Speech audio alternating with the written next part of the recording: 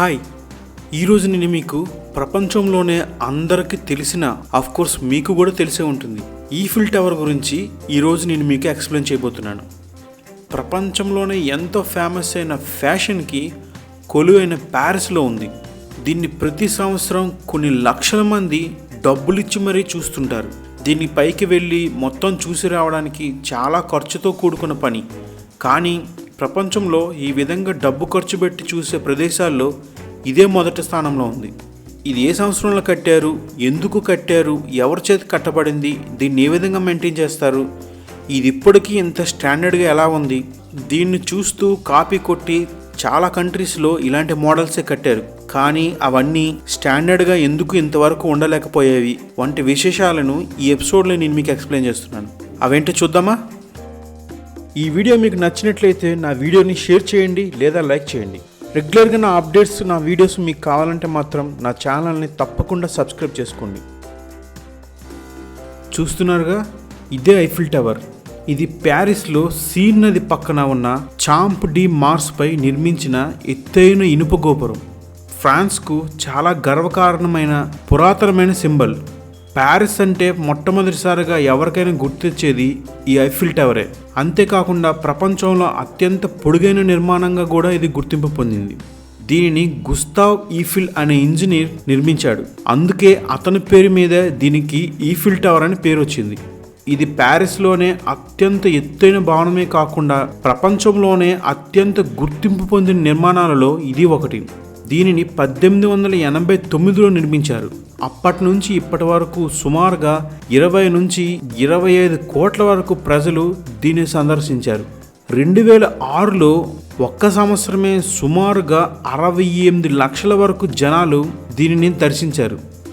అందువల్లే ప్రపంచంలోనే ఎక్కువగా డబ్బులిచ్చి దర్శించే ప్రదేశాల్లో దీనిది మొదటి స్థానం. ఈ టవర్లో వాడిన లోహం తుప్పు పట్టకుండా ఉండేందుకు ప్రతి 7 సంవత్సరాలకు ఒకసారి 60 టన్నుల వరకు పెయింట్ని దీనికి పూతగా పోస్తారు.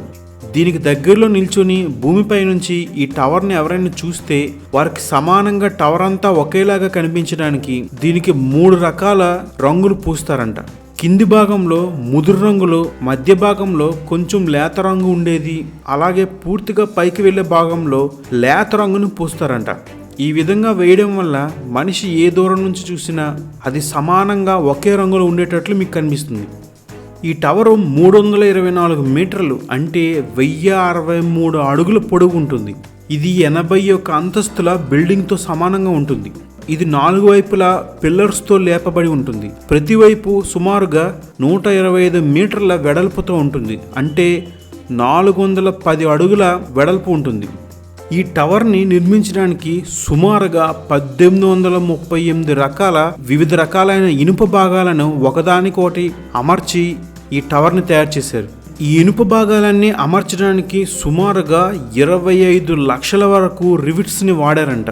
దీని యొక్క చరిత్రను చూసుకుంటే ఈ నిర్మాణం 1887 మరియు 1889 మధ్యలో ఫ్రెంచ్ విప్లవం జరిగి 100 సంవత్సరాలు అవడం వల్ల ఒక పెద్ద ప్రదర్శన ఏర్పాటు చేశారంట. ఆ ప్రదర్శనకి ఎంట్రన్స్గా ఈ నిర్మాణాన్ని అప్పుడు ప్రారంభించారు.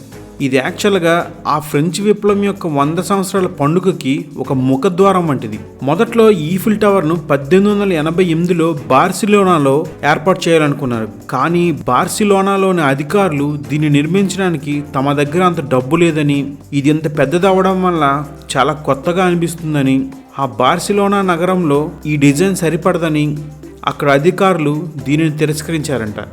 ఆ తర్వాత గుస్తావ్ ఈఫిల్ ఈ టవర్ యొక్క ప్లాన్ని ప్రపంచ ప్రదర్శనలోని అధికారులకు చూపించారు. వారు ఈ ప్లాన్ ఒప్పుకొని ప్రపంచ ప్రదర్శనకు ముఖద్వారంగా దీన్ని తయారు చేయమని గుస్తావ్ ఈఫిల్కు పర్మిషన్ ఇచ్చారు. ఆ విధంగా 1889లో దీన్ని నిర్మించడం జరిగింది. కాకపోతే కొన్ని నియమాలను పెట్టారు. అవి ఏంటంటే ఈ టవర్ కేవలం 20 సంవత్సరాల వరకు మాత్రమే ఆ ప్రదేశంలో ఉండాలని, ఆ తర్వాత దీన్ని కూలగొట్టడానికి అనువుగా ఉండేటట్లు దీని నిర్మాణం ఉండాలని వారు గుస్తావ్తో చెప్పారు. దానికి గుస్తావ్ ఈఫిల్ ఒప్పుకొని ఈ ఈఫిల్ టవర్ని 1889లో నిర్మించాడు. ఈ డీల్ ప్రకారం 1909లో ఈ నిర్మాణాన్ని కూల్చివేయాలి.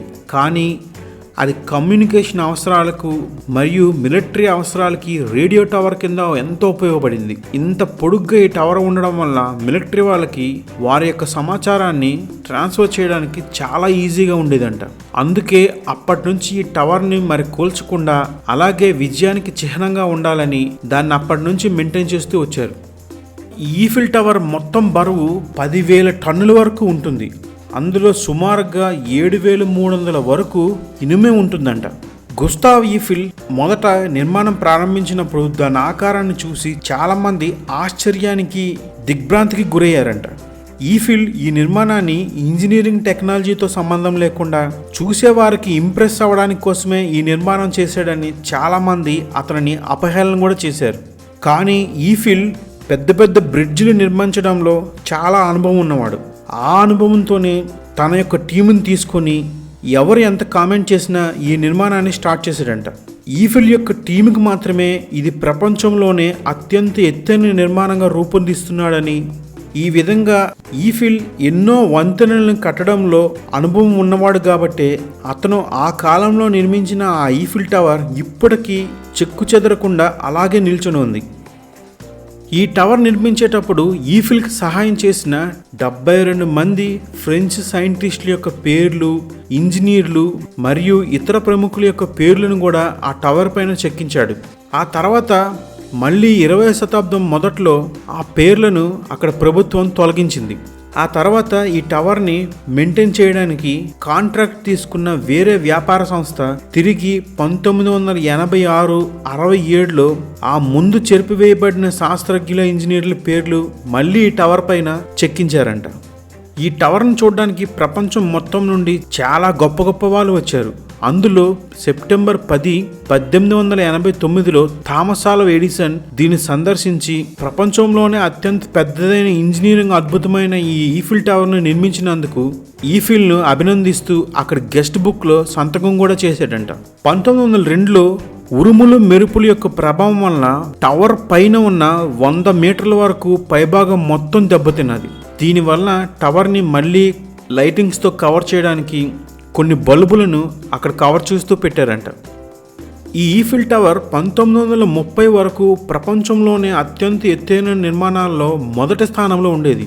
కానీ న్యూయార్క్లో 1930లో క్రిజ్లర్ అనే బిల్డింగ్ని నిర్మించడం వల్ల ఈ ఈఫిల్ టవర్ మొదటి స్థానాన్ని కోల్పోయింది. 1956లో ఒక పెద్ద అగ్ని ప్రమాదం ఈఫిల్ టవర్ పైభాగంలో జరిగింది. ఆ అగ్ని ప్రమాదం వల్ల ఈఫిల్ టవర్ పైభాగంలో కొంత భాగం దెబ్బతిన్నది.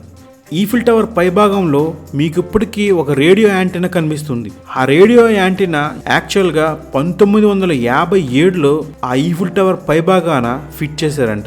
ప్రపంచవ్యాప్తంగా ఈఫిల్ టవర్ లాంటి చాలా నిర్మాణాలు ఎన్నో కట్టారు. అందులో చాలా మటుకు ఆ తర్వాత కొన్ని సంవత్సరాల్లోనే కూలిపోయాయి. ఈ ఈఫిల్ టవర్ యొక్క మొత్తం నిర్మాణంలో సుమారుగా 300 మంది వరకు పనివాళ్ళు పనిచేశారంట. ఈఫిల్ టవర్లో బల్బులు పెట్టడం వల్ల చాలా విద్యుత్తు వృధా అవుతుందని 2013 నుంచి ఉదయం 1 గంట నుంచి సాయంత్రం వరకు లైట్స్ అన్ని ఆపి ఉంచుతారంట. ఈఫిల్ టవర్ని కట్టిన గుస్తావ్ ఈఫిల్ బ్రిడ్జెస్ నిర్మించడంలో చాలా ఫేమస్ ఇంజనీర్. అదేవిధంగా అమెరికాలో ఎంత ఫేమస్ అయిన లిబర్టీ ఆఫ్ స్టాట్యూ నిర్మాణం వెనుకలు కూడా ఇతని యొక్క ప్రతిభ ఉంది. ఈఫిల్ టవర్ నిర్మించిన గుస్తావ్ ఈఫిల్కి ఈఫిల్ టవర్లో ఒక ప్రత్యేకమైన స్పెషల్గా ఒక అపార్ట్మెంట్ కూడా ఉంది. ఈ ఈఫిల్ టవర్కి వేసే పెయింట్ ఎంత బరువు ఉంటుందంటే సుమారుగా 10 ఏనుగులు ఎంత బరువు ఉంటాయో అంత బరువైన పెయింట్ని ప్రతి 7 సంవత్సరాలకు ఒకసారి ఈఫిల్ టవర్కి పూస్తూ ఉంటారంట. ఈఫిల్ టవర్ పైన సుమారుగా 20,000 వరకు బల్బులు అమర్చబడి ఉన్నాయంట. దీనివల్ల ఈఫిల్ టవర్ సాయంత్రం సమయంలో ఎంత దూరం నుంచి చూసినా చాలా కాంతివంతంగా, చాలా అట్రాక్టివ్గా కనిపిస్తుందంట. ఎరికా లాటూర్ అనే ఒక అమ్మాయి 2007లో ఈఫిల్ టవర్ని పెళ్లి చేసుకుందంట. ఈఫిల్ టవర్లో టాప్ వరకు చేరుకోవడానికి మొత్తంగా 1665 స్టెప్స్ ఉంటాయంట. ఫ్రాన్స్ రీచెల్ట్ అనే ఒక ఇన్వెంటర్ తను ఒక కొత్త రకమైన పారాచూట్ని తయారు చేశానని దాన్ని పరీక్షించడానికి ఆ పారాచూట్ని అతనే వేసుకొని ఈఫిల్ టవర్ పైనుంచి కింద దూకాడు. కానీ ఇతని ప్రయోగంలో ఆ పారాచూట్ ఫెయిల్ అయిపోవడం వల్ల భూమిపైన పడి అతను చనిపోయాడు. కాలాలు మారుతున్నప్పుడు, అంటే వేసవి కాలం నుంచి శీతాకాలం ఇలా కాలాలు మారుతున్నప్పుడు ఈఫిల్ టవర్ యొక్క హైట్ సుమారుగా 5.9 ఇంచెస్ వరకు తగ్గుతూ పెరుగుతూ ఉంటుంది. ఎందుకంటే వాతావరణం వేడిగా ఉన్నప్పుడు ఈఫిల్ టవర్లోని ఐరన్ అంతా వ్యాకోచించడం వల్ల, అదేవిధంగా శీతాకాలంలో వాతావరణం చల్లగా ఉండడం వల్ల ఈ ఐరన్ కొద్దిగా సంకోచించడం వల్ల ఈ హైట్లో ఈ మార్పులు వస్తూ ఉంటాయంట. కాన్ ఆర్టిస్ట్ అయిన విక్టర్ లస్టింగ్ ఒకానొక టైంలో స్క్రాప్ మెటల్ డీలర్కి ఈఫిల్ టవర్ని అమ్మేశాడంట. రెండో ప్రపంచ యుద్ధ కాలంలో హిట్లర్ ఒకసారి ఈఫిల్ టవర్ని సందర్శించడానికి వచ్చాడంట. ఆ టైంలో ఫ్రెంచ్ వాళ్ళు ఈఫిల్ టవర్ పైకి వెళ్ళడానికి ఉండే లిఫ్ట్ యొక్క కేబుల్స్ని కట్ చేశారంట. ఆ విధంగా హిట్లర్ ఈఫిల్ టవర్ పైకెక్కి చూడాలనుకుంటే తానే స్వయంగా ఆ 1600 మెట్లు ఎక్కి పైకి వెళ్తాడని ఫ్రెంచ్ వాళ్ళు కావాలనే ఆ లిఫ్ట్ యొక్క కేబుల్స్ కట్ చేసి పడేశారంట. ఈ వీడియో మీకు నచ్చినట్లయితే నా వీడియోని షేర్ చేయండి లేదా లైక్ చేయండి. రెగ్యులర్గా నా అప్డేట్స్, నా వీడియోస్ మీకు కావాలంటే మాత్రం నా ఛానల్ని తప్పకుండా సబ్స్క్రైబ్ చేసుకోండి.